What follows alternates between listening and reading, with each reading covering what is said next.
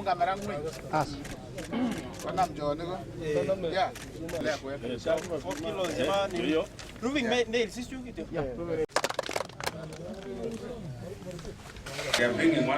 So tumeweza kushirikiana na Red Cross at least to cushion them on the effects of the floods. Red Cross iliweza kuwapatia hawa household utensils, basic utensils. Pia kama county government tuliweza kutoa chakula kuwasaidia hawa, na tulikuwa tumetoa ahadi that for every affected families, asa wale ambao makao yao iliharibika, tulikuwa tumesema ya kwamba tutawapatia mabati ya kujenga nyumba. So each household itapewa mabati 20.